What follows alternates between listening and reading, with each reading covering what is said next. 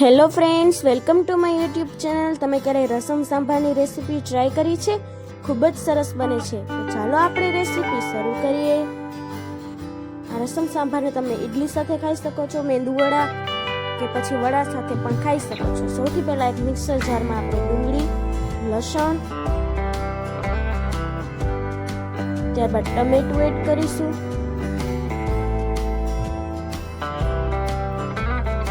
ત્યારબાદ મરચું એડ કરીશું.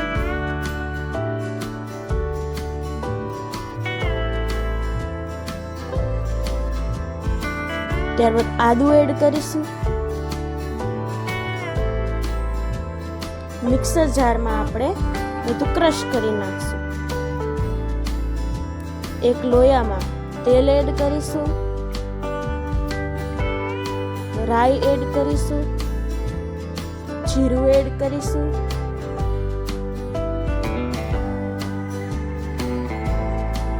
તમાલપત્ર એડ કરીશું.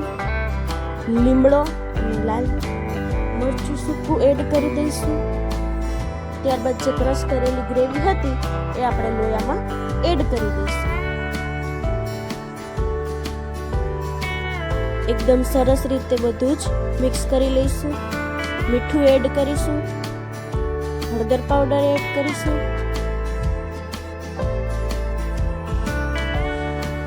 ત્યારબાદ ચટણી પાવડર એડ કરીશું. બધું જ એડ કર્યા પછી આપણે ગરમ મસાલો એડ કરીશું, અથવા તો સાંભાર મસાલો પણ ચાલે છે તેમાં.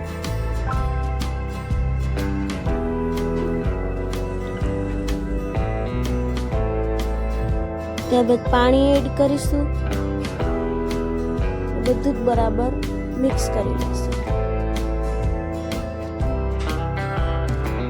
એકદમ સરસ રીતે મિક્સ કરી લઈશું બધું.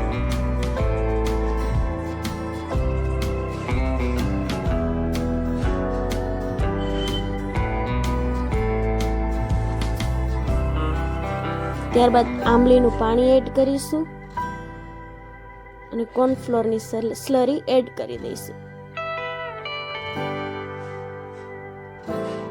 આંબલીને જે બાફી અને પાણી હોય તે અને કોર્નફ્લોરમાં આપણે થોડું પાણી એડ કરી અને પાતળી સ્લરી બનાવી દેવાની છે. તેનાથી સાંભાર થોડો ઘાટો બને છે.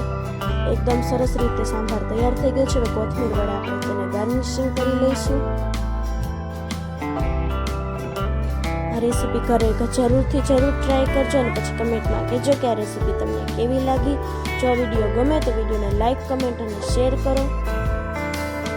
અને મારી ચેનલ કુકિંગ ક્વીન જાનવીને સબસ્ક્રાઈબ કરી નાખજો. Thank you.